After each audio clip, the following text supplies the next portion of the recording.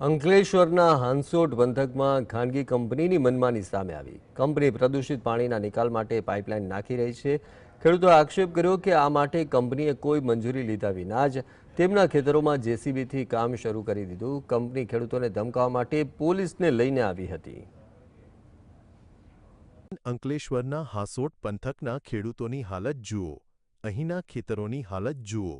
જ્યાં પાક લહેરાવો જોઈએ ત્યાં જેસીબી મશીન દેખાઈ રહ્યા છે, કારણ કે ખાનગી કંપનીએ પોતાની મનમરજી મુજબ કામ શરૂ કરી દીધું છે।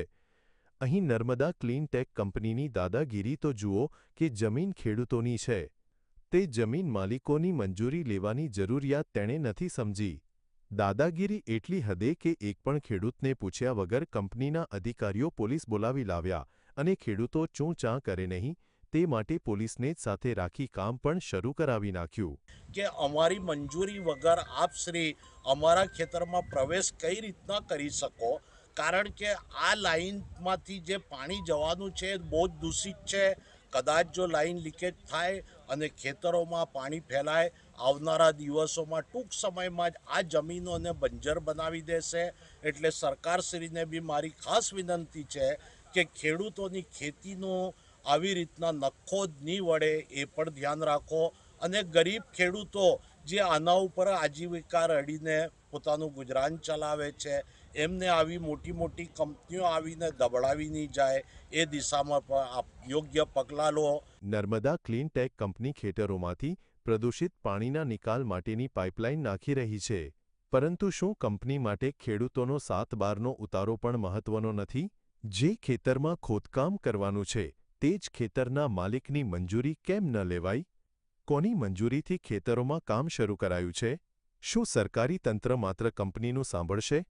ખેડૂતોની રજૂઆત તેમની માટે મહત્વની નથી? પ્રદૂષિત પાણીની લાઇનથી ખેતરોમાં પ્રદૂષણ ફેલાશે અને જમીન બિનઉપજાઉ બનશે, તો જવાબદાર કોણ?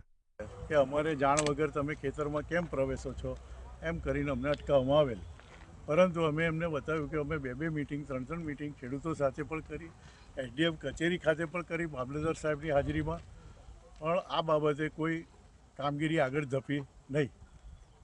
એમની રજૂઆત અનુસાર 2 વખત સર્વે કરવામાં આવ્યો અને પાક વળતર અંગે પણ ફરીથી વળતરની રકમ નક્કી કરવામાં આવેલ, છતાં પણ ત્યાંથી એ લોકોએ સ્વીકારેલ નહીં।